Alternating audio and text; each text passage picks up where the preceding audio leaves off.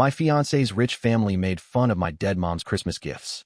I ended our engagement right there in front of everyone. I, 34M, still can't believe I'm writing this. 2 weeks ago, I was planning what should have been the happiest day of my life. Now I'm sleeping on my brother's couch, my phone blowing up with messages I can't bear to read. It started 6 months ago when I proposed. We'd been together for 3 years, and everything felt right. She said yes immediately, tears streaming down her face. I remember thinking I'd never felt so certain about anything. Her family is wealthy, like vacation homes and country club memberships wealthy. My background is more modest. Single mom who worked 2 jobs to raise me and my younger brother after dad took off. Mom passed away from cancer last year, and it's still a raw wound. She was so excited about the engagement when I told her, even from her hospital bed. She better treat you right, she'd said, squeezing my hand with what little strength she had left. The trouble began during dinner at her parents' house last weekend. It was supposed to be a celebration, a chance for both families to come together before the wedding next month. Her entire extended family showed up. Aunts, uncles, cousins, even her grandparents flew in from across the country. From my side, it was just my brother and his wife. The evening started normally enough. Her father opened several bottles of expensive champagne, making a show of explaining the vintage and how much each bottle cost. I noticed my brother looking uncomfortable. He's always been sensitive to class differences, but I gave him a reassuring nod. After dinner, everyone moved to the living room for coffee and dessert. That's when her mother started asking about our honeymoon plans.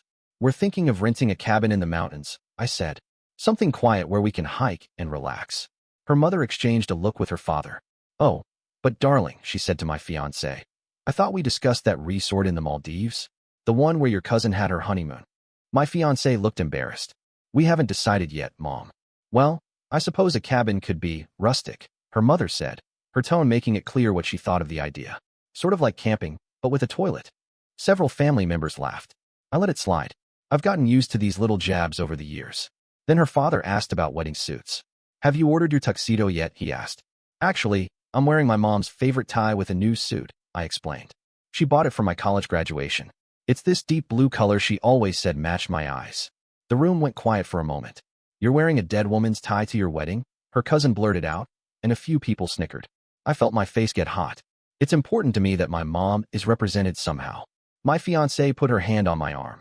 I thought we decided you'd wear the tuxedo my dad's tailor suggested. We discussed it, but I told you how much this meant to me, I said quietly. Her father shook his head. No offense, but wearing some old tie seems a bit morbid and inappropriate for the venue we've booked.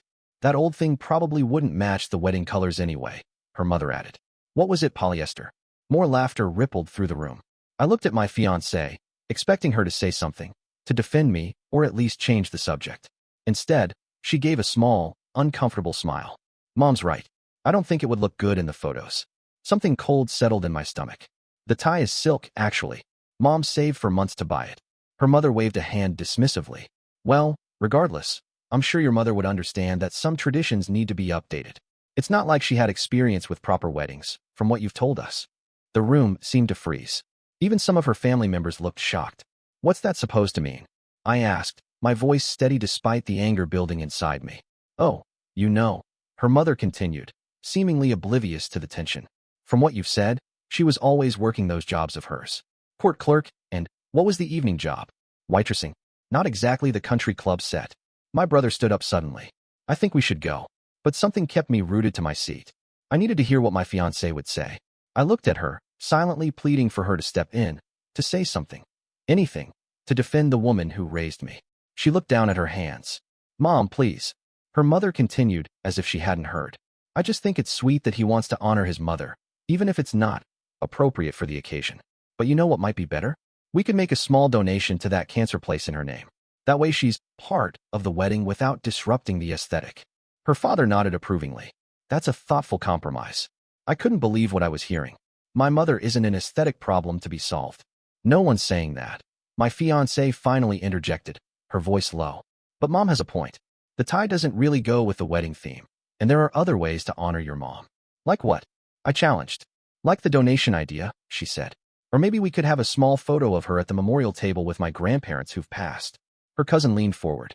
Isn't that table just for family, though? The silence that followed was deafening. She would have been family, I said quietly. My fiancé's mother let out a small laugh. Well, technically not yet. And now that I think about it, Perhaps it's for the best.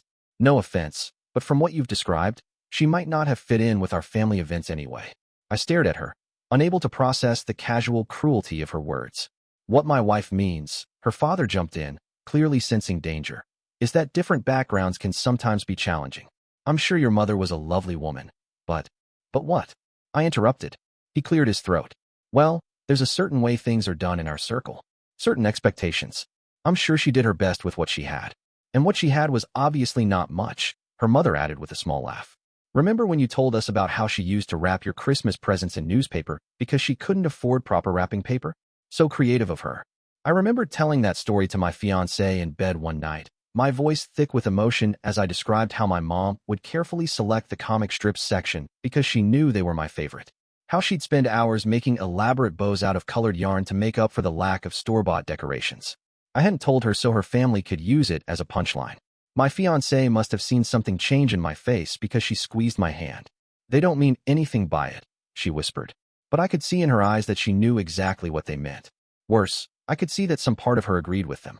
Do you remember, her mother continued, apparently encouraged by the lack of objection, that story about how she used to take him to that library every weekend because it was free entertainment?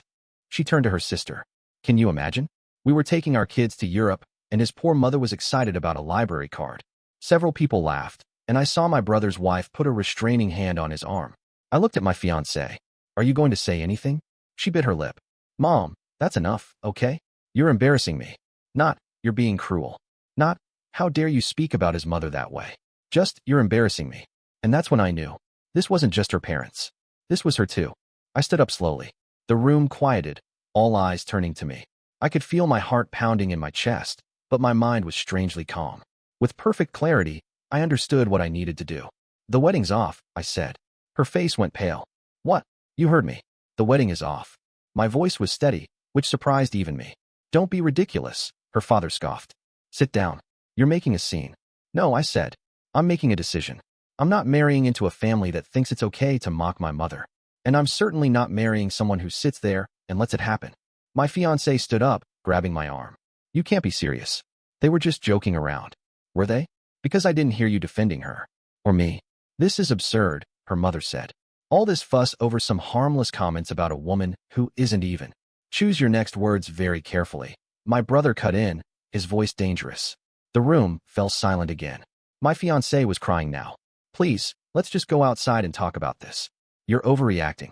I looked at her. Really looked at her. Maybe for the first time. That's the thing. I don't think I am. I think this is exactly the right reaction to finally seeing you clearly. I gently removed her hand from my arm. I loved you. And I thought you loved all of me, including where I came from and the woman who made me who I am. But you don't, do you? Of course I do, she protested, tears streaming down her face. Then why didn't you stop them? Why did you join in? She had no answer. My mother worked herself to the bone to give me and my brother a good life. She went without so we could have what we needed. She taught us that character matters more than money. That kindness matters more than status. I looked around the room. If she saw me marrying into a family that thinks her life was a joke, she'd be heartbroken. And she'd be right. Her father stood up now. Now listen here. No, you listen, I said, surprised by my own boldness.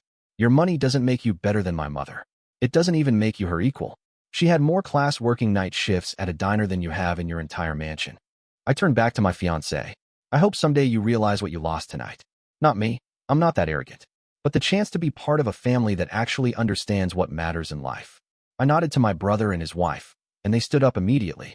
As we walked toward the door, I stopped and turned back one last time. By the way, those Christmas presents wrapped in newspaper comics? Best gifts I ever got. Because they came with love, not a price tag. The drive back to my apartment was silent. My brother kept glancing at me in the rearview mirror, clearly worried, but he didn't push me to talk. When we arrived, I realized I couldn't face going inside. The apartment was filled with her things, photos of us together, plans for a future that no longer existed. Can I crash at your place tonight? I asked him. Of course, he said without hesitation. As long as you need. That was 2 weeks ago. Since then, my phone hasn't stopped ringing. Her calls, her texts, even emails from her parents trying to clear up the misunderstanding. My brother wanted to throw my phone in the lake, but I kept it, though I haven't answered anyone except my friends and my boss. Yesterday, a package arrived at my brother's house. Inside was my mother's blue tie, which I'd left at our apartment. There was a note. I'm sorry. You were right about everything. Please call me. I put the tie back in its box and closed the lid. Maybe someday I'll be ready to talk to her again. But not today.